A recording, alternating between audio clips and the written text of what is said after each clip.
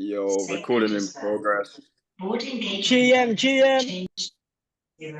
What's good, people? I'm going to start off the webinar. You've got Ninja T, aka Fadlan Effendi. Welcome to the second ever Mycelink stream. Apologies, I'm currently at Istanbul Airport on the way to Dubai, so apologies for the background noise. This is going to be a crowd takeover. Episode 1 was very well. Yeah, I did a lot of the webinar last week.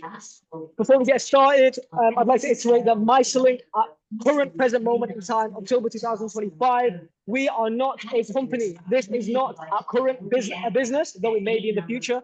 We are currently a non-legal entity, just a decentralized ecosystem of homies who are interested in emerging tech and wellness, including but not limited to crypto and AI. If you haven't watched the first episode, please do so. We've got my wife, Halima, on a wealth meditation, which we aim to make the standard. Again, welcome to episode 2. On this episode, we will talk about crypto security, the difference between a centralized exchange, decentralized wallet, decentralized exchange. We've got a very special guest who's going to talk about futures trading. And of course, we're going to talk about the elephant in the room, which is why the market crashed. Nothing in this video is financial advice. We do not intend to be perceived or received as financial advisors. However, we're in connection with people in those industries. If you're looking for financial and or legal services, hit us up and we'll refer you to an accredited advisor. Over to my co-host and co-community member, Cr4gg. Perfect. So thank you, Ninja, for introducing everything. So yeah, this is the second ever Mycelink stream hosted by myself today, as Ninja's on the airport Wi-Fi. So he's paid €7 just to be here. So you got to respect the hustle from him. But yeah, it's definitely better for me to lead when he's got them background announcements, messing up everything. So pretty noisy. So yeah, I guess where to even start? I mean, well, should we go straight into the juicy alpha? Oh, hello, Halima. I'm feeling a lot of pressure to do your wealth meditation today. Hopefully we're gonna do that. I mean, wait, you're gonna do a wealth meditation? Yeah, I'm gonna. Halima sent me the script. Oh my God, this is gonna be sick. Yeah, man. So I don't know if we could maybe get started with that now, but let's actually, I think we should go straight into the juicy stuff, to be honest. I think we should see if CryzoCrypto, are you there? Are you cool to get started now? Hi guys. Right. Yo. So I'm gonna be talking about futures today. I've been learning off Ninja for a while now, and yeah, I started developing my own futures methods, through my own research or whatnot. And I actually prepared a slideshow for everyone. If Craig wants to let me share my screen. Yeah, can you not share right now? No. I'll give you the host. Cool. Right. So did that work? No. Sorry. That should be working. That needs to be let in. That's the only thing. Can you see that notification?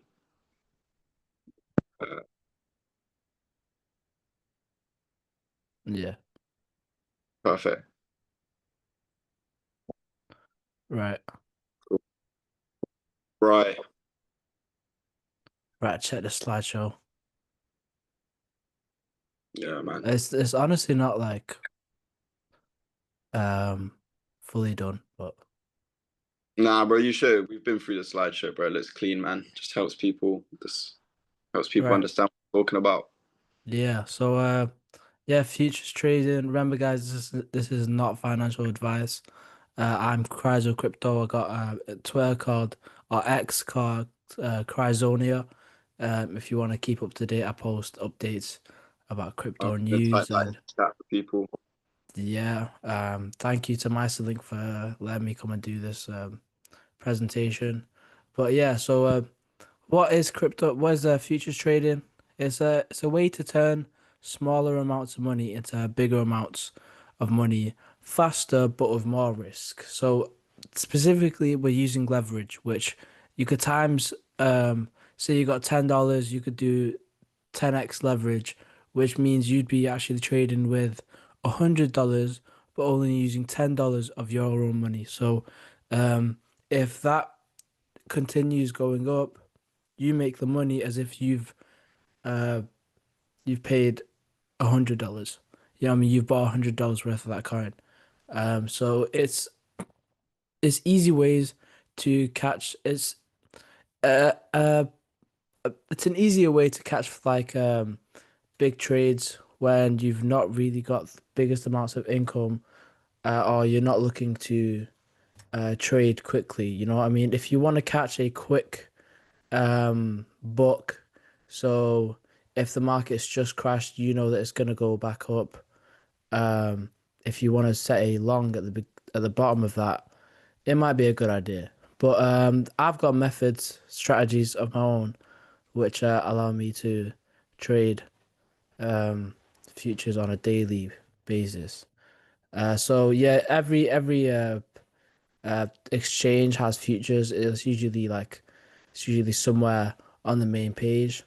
But before we actually show how to do it, I want to go get into the risks because it's quite risky. It's probably more risky than spot trading, because so the big one is liquidations. So if the price of the coin goes down below a certain amount, your money actually runs out. You can't. You've lost that money. It's liquidated. Um, yeah, it's a liquidation price. If your money goes to that point, it's gone. But if it goes up, you know, you've made more money. So that's the risk that comes with it. Um, yeah, it's also affected by news because of that point. We really want to avoid spikes. So if the market goes down really fast and then it corrected because it went down a lot, it means that we've actually lost our money. So it's quite dangerous, I would say. Um, news can affect Very, it. very dangerous. Yes, Very 100%. dangerous. To my So 10 years in the market. Trust me, it's so very dangerous. if I had bigger amounts of money, I wouldn't get into futures trading. I would only allocate maybe like 10 or 20% if I really like felt like it, of my total um you know portfolio into futures trading. Yeah, be wary of news like certain coins, like when Donald Trump released WLFI. Any news that was connected to him really affected the coin. So terrible for futures. Market seasons. Some strategies just don't work during certain times of the crypto market. So right now, gold, Bitcoin, it's just hit recent all-time highs. Gold's steadily going up still. Um, Bitcoin is, going back down, but big crash. We won't talk about that yet, but yeah. So risk management is also really important because it helps the strategy that you've got. If you've got a strategy with about 75% and you allocate, say, 10% of your futures portfolio, or yeah, 10% each time, you've got about 10. You've got a few more times if one of those goes wrong. You know what I mean? Before you start to not make profit. Um, yeah, just be careful about how much you're allocating. You know, 10% less is better. Um, and especially with certain amounts of leverage, you want to understand the liquidations. So, yeah. Uh, so how to actually trade futures? Hold up, You bro. I wanna just go want to on? butt in before Yeah, go ahead. So when we're talking, like, just to be clear, when you're leveraging, you can lose money, right? It's not just losing money. Like 100%. it's not, It, yeah, you can be trading let's say $100. My friend, he was trading $100, and then he didn't just lose the $100, they took an extra $40 from him as well. So yes, you can lose more than you even originally put on the trade. I'll Just like you explain can that. Guys, sorry, can I just interrupt? That friend was me. That friend was me. I did a now. $100 trade, 5x leverage, long on hyperliquid. I sent that long on Wednesday, and on Friday, not only did my 100 go to zero, I got in $40 debt to the broker, and they took it from my spot account. We'll go into that and how to prevent that. Yeah. And I think it's what you use the word strategy, bro. And I think that word is very important in this context because it is 100%. strategy that allows you to remove the risk and know what you're doing is calculated. But yeah, back to you, bro. Exactly. Yeah, you want to make it as far away from gambling as you can because certain times if someone's trading, they're just gonna do something and it's pretty much a gamble. They've got no idea whether it's going up or down. So yeah, you want to really avoid that. So here is, this is Mexi. I trade on Mexi because there's zero fees on some coins like Asta, Sui, Doge, XRP. They've got no fees on them. So it's pretty good. Wait, let me just confirm because I had no idea. There's no fees, as in like when you put a leverage trade on those assets, you don't get charged per second the trade exists. Zero fees, bro. Absolutely zero fees. I didn't know this. And Mexi's non-KYC, right? It can be, but they put on slight restrictions when it's no KYC. But I transfer everything out of here anyways into my Phantom wallet. But yeah, I've got KYC on here.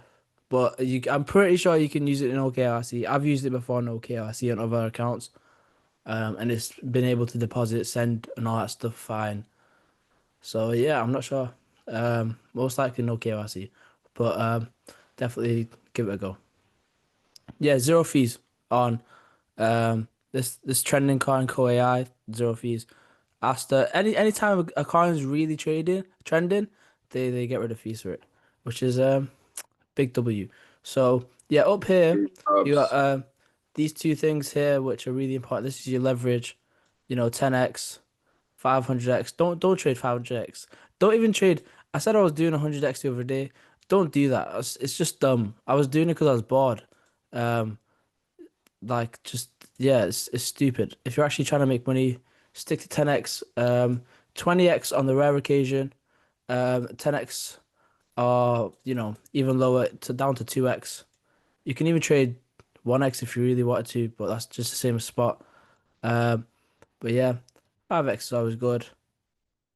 You set how much you want to trade here. It's percentage, which is better for strategy based trading. And then instead of saying buy and sell like it usually would, it says open long or open short, right? These are different. So open long is like usual. If you open a long and it goes up, you make money.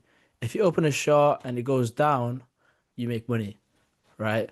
So you're basically borrowing coins for a higher price, and then if it goes down, you get the coin and give it back to them, and you make the difference, if that makes sense.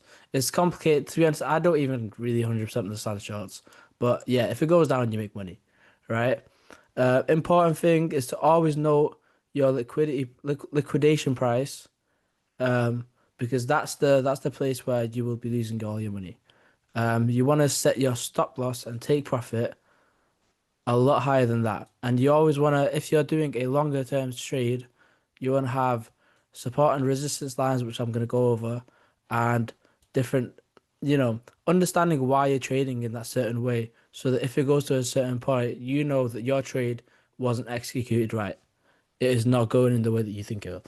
So yeah, you end your trade there so that you minimize your loss. So yeah, that's pretty much how to open a trade.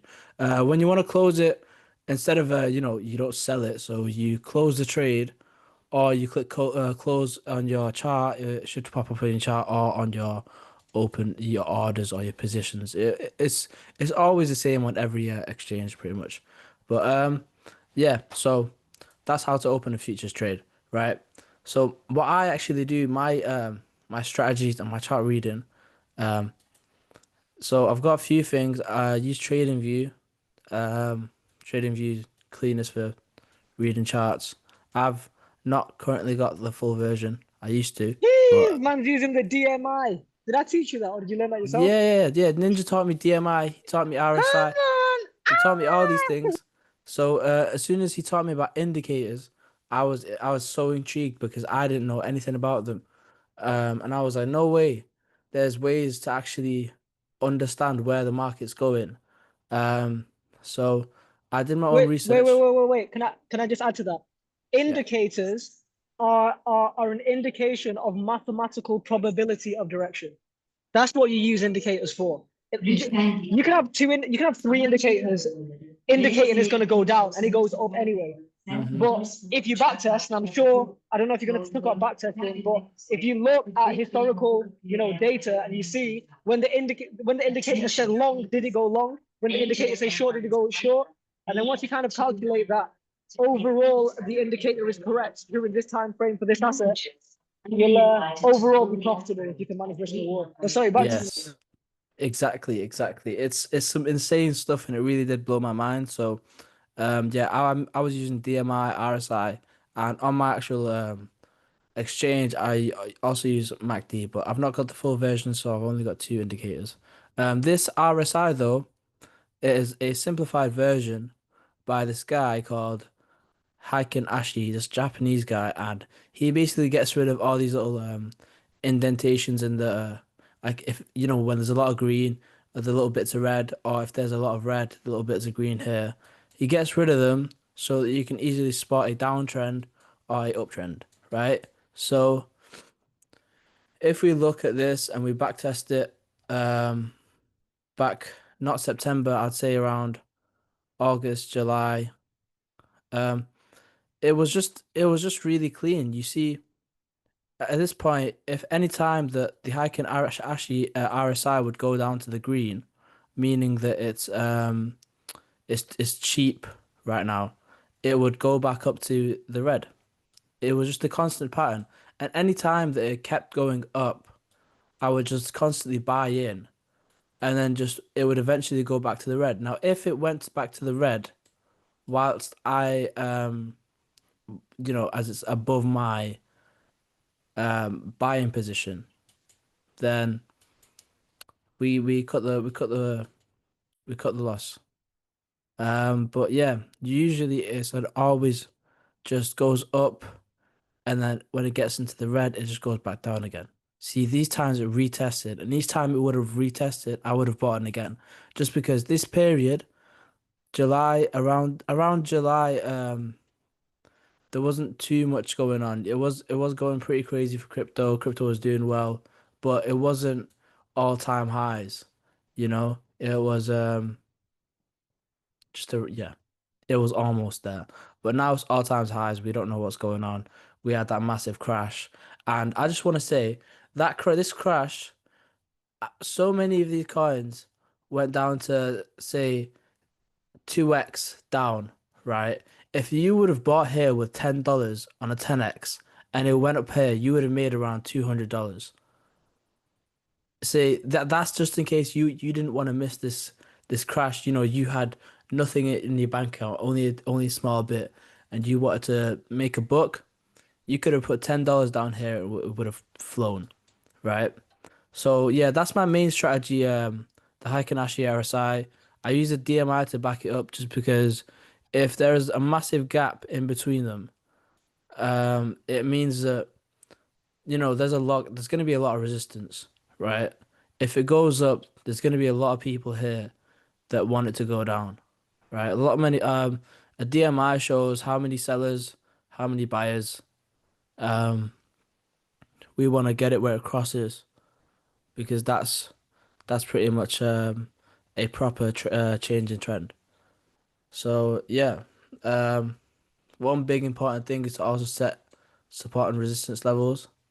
So we look at something like this here. It's retesting this position.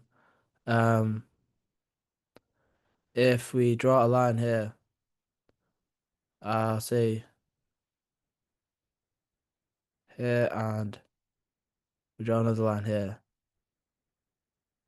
These little support and resistance levels, it shows us, what's going on pretty much. When there's less resistance, it's going on an uptrend, and then if it breaks a new resistance trend, it tells us, it's going to go down here, or it's going to go up here. But yeah, resistance and support lines are really important, just because if you see your trade, even though because even though you've got like a good indicator saying it's in the green, yeah, you want to have good points of where you stop lossing and where you're taking profit. Just because, yeah, this is a really dangerous game. Um, you can make a lot of profit fast, but you can also lose it fast when you don't understand what season you're in, where you're trading at, what's going on with the markets specifically. Um, but yeah, that's pretty much it.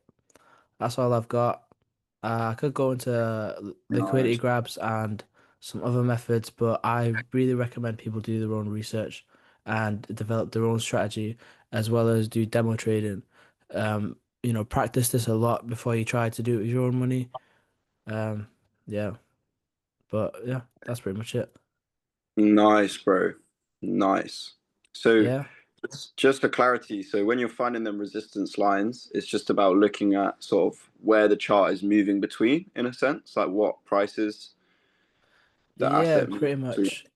It's like the resistance level based on the last resistance level shows where the market has gone, if that makes sense. So if you can Mm, see that if you can see that based on the last resistance level, the next resistance level is going to be lower, right? It probably means that it's on a downtrend and it's quite likely to move down.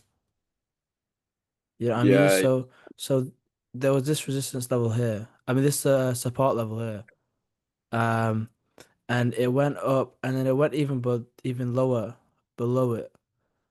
So here I can see that, and the next resistance level was lower than that one, so I could already see that this was going down there. So you could see trends building right in front of your own eyes. Like that's the point of doing quick trades like this. yeah, I'm with you. So it's just, Yeah, yeah, it's about back testing, having your strategy, a hundred stop percent. loss in place, your indicators, and then making an informed decision. Yeah. Yeah, pretty much like the Heikin-Ashi RSI, it's pretty like it's pretty accurate. I don't know, it's just I've Where did you come across the Heiken-Ashi? I was just scrolling, you know, trying to find different things. I was searching up like um different trading strategies, and it came on right after another video. So then I Mm, tried it, and it just seemed to be one of the better ones. So yeah, you look here, it goes up, goes down, goes up again. Each time it does that, every time that it's up to the red and goes down to the green, it shows like it's the exact same thing, It's the same pattern. Sometimes it will go to different places, but if you can catch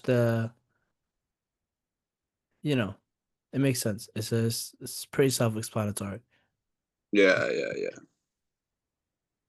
Yeah. Yeah. And there's one more important thing. I'd usually when I do this, I go in between the daily timer um to check where the overall trend is looking like it's gonna go. So right now, I'm gonna avoid actually right now because of this big crash, but um Yeah, different. You're talking about different time, looking at the chart in different time frames, right? different time frames, yeah, because um it tells you where exactly it's looking like it's gonna go on the longer run. So it shows you what's more worth doing, longing or shorting the market. So if it was down all the way here, I wouldn't short the market, right? Even on an hourly scale or on a 30-minute scale or on a 1 minute scale. Actually, no, I'd do it on an hourly scale, but I wouldn't go and do it on a 1 minute scale. So if the hourly scale says it's really cheap right now, I wouldn't go short, but I might go long if the 30 Mm, minute one or the 3 minute one or the 1 minute one show me that it is, depending on how intricate I want to do a trade of. So yeah. yeah, if it's looking like it's very cheap, I'm most likely gonna go up, gonna go long, because it'll probably be consolidating, doing bigger long jumps in the short term. Does that make sense? Yeah, and for clarity, the difference between long and short is almost like if it's going up or if it's going down. Is that what that means, or not quite? So if it's going long, it's good. It's green, right? It's like if you Mm-hmm. bought it, your money goes up. You get the profits for that. If you open a short, if the coin goes down, you make money off that. Does that make sense? So it's as if you're Yeah, gaining yeah, yeah. money. You're The chart's falling. you if the market crashes and you've gone short, you got a lot of money there. Mm. You're basically betting on the coin to go down. Yeah, yeah, yeah. Yeah. Nice, man. So, does that mean then, depending on obviously whether you go long or short, like I suppose that's how much the potential to make money is there, isn't it? Do you know what I mean? Like depending on like if you go short when the indicators are showing you to go short, then you can make a lot of money that way. But if you know what I mean, if it's the other way around, then you can make money the other way. Yeah, Yo, exactly. sorry guys, just before I jump on this plane to Dubai, I'm gonna explain it in a way that I feel like everyone's gonna understand. Yeah. Let's imagine Bitcoin's $100,000, right? And let's say you bet on Bitcoin to go down to $95,000. So that's 5%. That's 5% down, right? Everyone can understand that. 100K to 95K is 5% down. Now, if you did a 5x leverage short on BTC, that means that you would make not 5% profit, but 25% profit. So let's say you put a $100 trade to short BTC when it was 100K on 5x leverage. And then from 100K, it went down to 95K. That's down 5% in the asset. But because you did 5x leverage, you make 25%. Does that make sense, guys? Yeah, I hope that makes sense. And all leverage is just a mathematical multiplier for if you are right, you get, for example, on 5x leverage, 5 times more reward. But if you're wrong, every 1%, let's say you put a 5x leverage short on Bitcoin, and Bitcoin went up by 5%. So instead of going from 100 to 95, it went from 100 to 105. Yeah, on 5x leverage, you would lose 25% on the short rather than lose 5%. Yep. Because we leverage it. I'm about to sign off very soon, guys. But thank you so much for this webinar, and I will be there to watch the replay. Cheers, guys. In a bit, bro. And a bit ninja. But yeah, from that, yeah, it's really dangerous. So just be careful where you're playing, how you're playing. Try to do it when it's quiet if you're trying to do these kind of strategies. And yeah, risk management, 10%. I honestly, if you're doing buy-ins, don't put a total of around 25%, depending on how much you're doing. If you got 1K in, only be trading with about $100. But each time put in about $25 or something like that. Don't be putting $100 bets, not bets, $100 trades. Yeah, be careful. But yeah, that's it for me. Thank you to Mycelink for giving me the opportunity to talk about futures. Be careful, guys. Yeah. Peace. Nice one, bro. Cryzo, thank you so much. Thank you, man. Thank you. That was awesome. Like for me, I think Ninja's not really a futures guy either, but for me, I don't trade futures, so that was completely educational for me. Like that's a whole new style. I trade futures sometimes, but I only trade futures when it really, really makes sense. Like, I mean, and I still got it wrong. You know what I mean?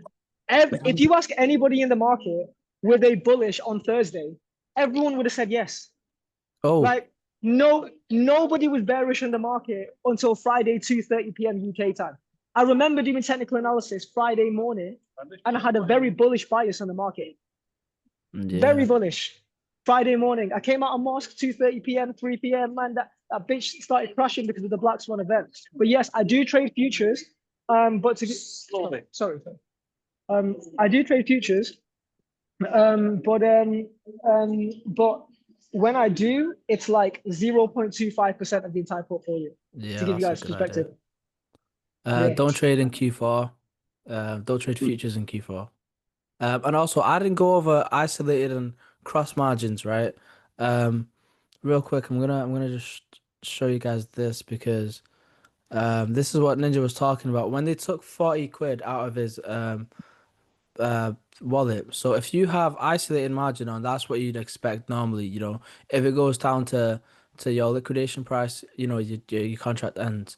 But if you have cross margins on, right, it will actually reach into your futures wallet and take out extra money to keep the contract going. So Oh my God, that's where I went wrong. That's keep where I it went on wrong. isolated margins. That's a, you know, good thing. Yeah, that's it.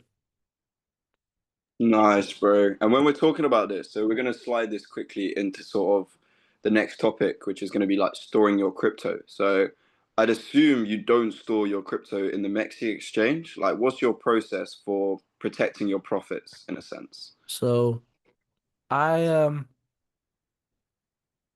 I use this for short-term quick income, small amounts of money, just because Mm-hmm. the risk is a lot higher. I definitely go for decentralized exchanges when I'm trying to keep my money. So I do trade on the macro level as well, hold some Bitcoin, Ether, um, and looking to get into some gold soon. Nice. But yeah, that stuff is so that if it does go up, I'm not getting tracked. You know what I mean? Yeah, It's completely mine. Like, it's just, I don't want to go into it, but we all know you'd rather most of your money decentralized. of course, of course. Yeah, nice, man. Yeah, that's just yeah, it's good to explain the example. But yeah, bro. Honestly, thank you so much for sharing everything, bro. Like, it's really cool to learn that. And it's like you've Oh, built this good. strategy yourself as well, bro. I You've built it from looked at, Ninja. I just bro, copy Ninja strategies. but you looked at what Ninja taught you, and you put your own swag on it, and that's why it's hard, bro. Yeah, I had to Because you, adapt, man. yeah, exactly, and that's why, yeah, I respect it hearing about your story. Yeah, it's all Um, good. so yeah, that's cool. So next, we're gonna touch on, I guess. I mean, you guys do probably know it, so I guess it's more for the people watching back the stream. But yeah, we're just gonna be talking about where to store your money. So basically, Cryzo is trading in like a half centralized exchange. And basically, you don't want to be storing your money in exchanges. And realistically, the reason for this is that crypto is very new technology and it has loose regulations. And so for these exchanges, they might accidentally break one of the rules that comes with trading crypto. And so for safety, right? Let's say you're storing your money in an exchange like Mexi, and Mexi break a rule for trading, then all your crypto, the whole thing is just going to get deleted, including your money that is stored in it. And so, safekeeping, we use what's called a decentralized wallet. And how this works is you store your crypto in the wallet, but then you connect your wallet to different sites when you want to trade the money in it. And so this just means that the wallet itself is never going to break a rule that an exchange might, because they're not doing any of the transacting or trading rules. All they're doing is just storage. And so, there's different ways. And for example, a centralized exchange is Coinbase, right? Coinbase is fine. It makes it simple. It's like the base standard almost. It's like, I don't know, kind of like the Amazon of crypto. But you don't really want to be storing it in there long term. And so you want to move to decentralized wallets. And I tell you, the main issue with decentralized wallets is that a decentralized wallet is just not connected to your identity. And so that can make it difficult if you want to purchase with a credit card, because your credit card is connected to your identity. And so there are ways around this. Like, a lot of people would buy in a centralized exchange where they can easily connect their card, and then they'd send the crypto to a decentralized wallet for safe storage. And so when it comes to decentralized wallets, there are a few options. I say we personally would recommend Trust Wallet here. And so, yeah, Trust Wallet is just, it allows you to trade Bitcoin, Solana, all your different coins, all your different chains. And yes, it's trustworthy, clues in the name, hasn't really let us down so far. Another popular one is MetaMask for Ethereum based coins, EVMs, we call them. I don't even, Ethereum virtual machine, but I could have got that wrong. Yeah, it's virtual machine. Yeah, virtual Yeah, machine. Quick thank one, Craig. Cryzo, You know, is there a minimum withdrawal? Good question. Not with dollars, I don't think. I think it'll probably be minimum withdrawal, probably be $10 Okay, at so you can most. send that straight back to your wallet then, yeah? Yeah, 100%. But there are fees, so Yeah. fees. I think they're only about like $2 at most. Okay. Yeah, it depends on what you're sending or where you're sending it from. Yeah, Okay. just give it a go, see what fees are there.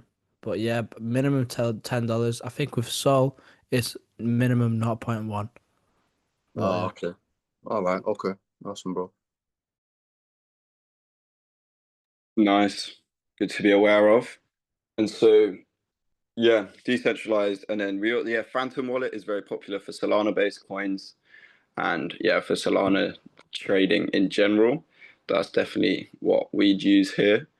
And then there's also a thing called, so these are what you call soft wallets. These are soft decentralized wallets. And then there's also hard wallets. So they come in the form of ledgers or just hard wallets. So Ledger is a popular brand. For context, I have a Trezor one right here. I have both Trezor and Ledgers. So I use both. And I think it's for extra safety, it is good to spread your money across multiple wallets just in case if one wallet does get compromised, there's less of a worry because you've got your money stored in multiple places. That's why I have multiple ledgers. What the ledgers are not really good for is trading because you have to sign off with a physical device every time you want to move money about.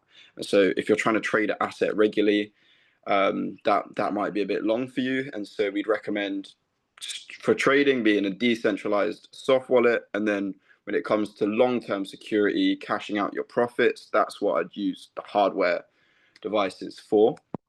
And then whenever you create a wallet, you get what's called a seed phrase, right? Everything in crypto is digital, but the one thing that should not be digital is your seed phrase. So that will be maybe a 12 word phrase that allows you to access your wallets. And you should never put that in an email, never take a screenshot, literally never put it in a Word document. Just keep that seed phrase offline for ultimate security. And that should be written down on pen and paper and kept very secure. What I actually like to do is I like to keep a seed phrase with me when I'm traveling and things like that. I keep one on me, and then I have one stored at different safe houses, friends who I trust, where I just have, a bunch of seed phrases with them. And so that if anything happened to me and my personal possessions, I've always got a backup. And equally, my backup's not in just one place. So, yeah, and I think obviously pen and paper is great. I know some people, there's like a way you can like engrave metal. So you can get it like specifically done where you engrave metal to make it that bit more secure because obviously paper can die with age or, fire, water damage. So, yeah, that's it. And then another thing you want to do is when you're sending money between wallets is you should always send a test first. So maybe send like $5 or something like that. Make sure it lands and then boom, you know that you're safe to send a larger amount and that just reduces the risk because when you transfer money between wallets, if you get it wrong, there is no customer support. This is crypto. There's no customer support. You will just lose all your money. So you definitely want to be careful about that. Cool.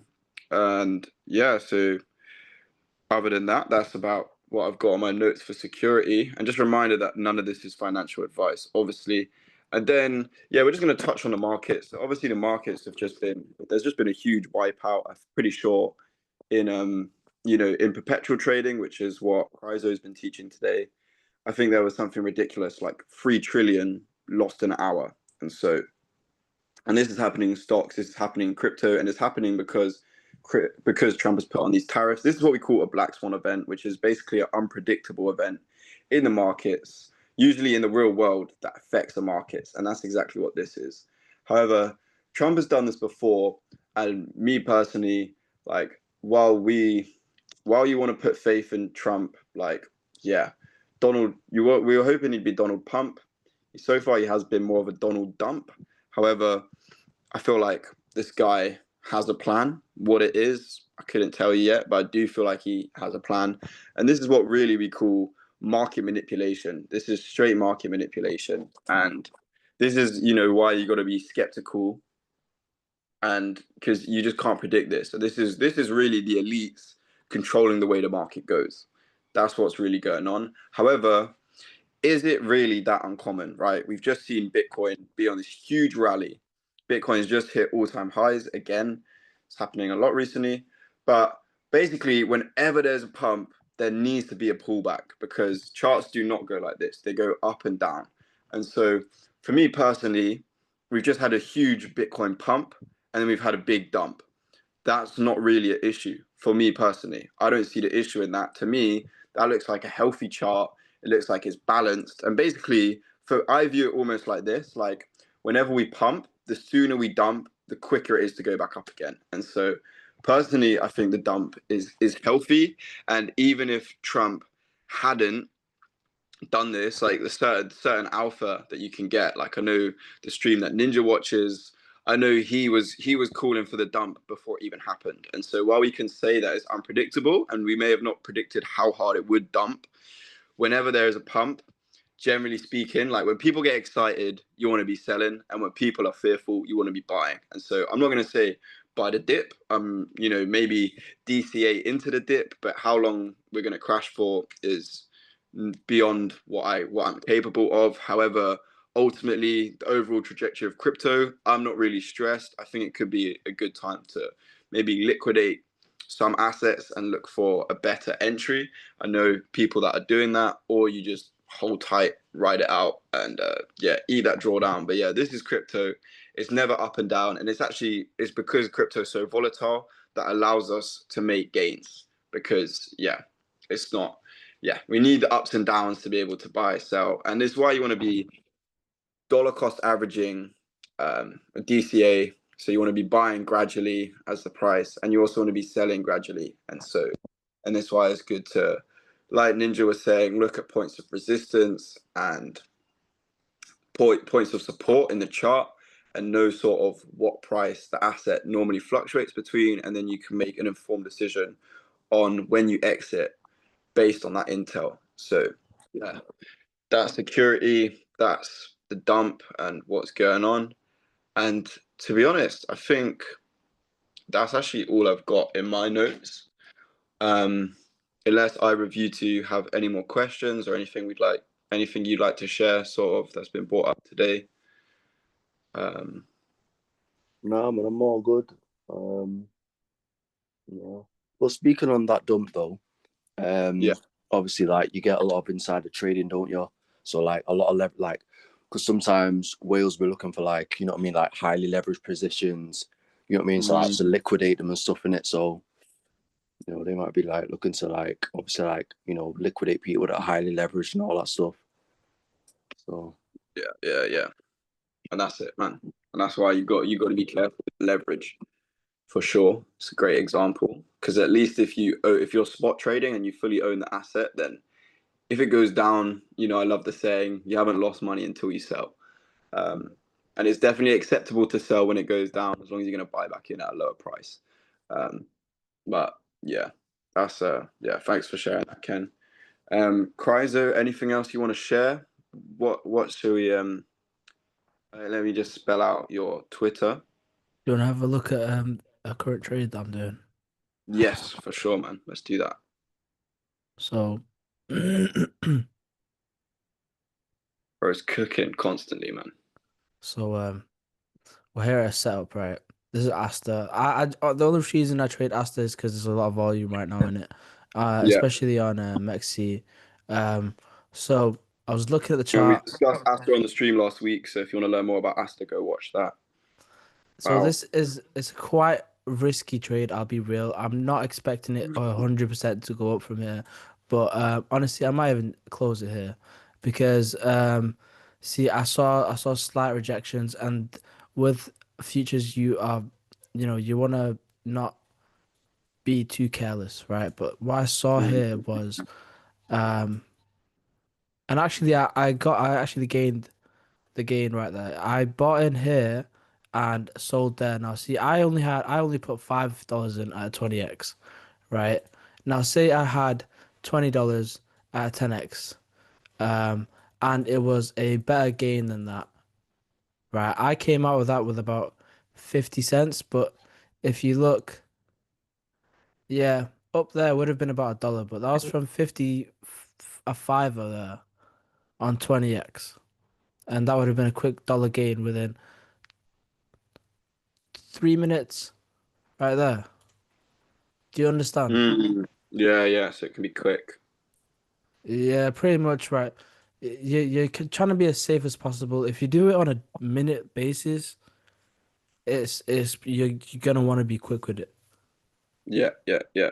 Do you know what I mean? So it's like if you're able to get this perfect with demo trading and you want to, just make money to spend or spend on yourself, you could have a challenge of yourself of how much money you can make today.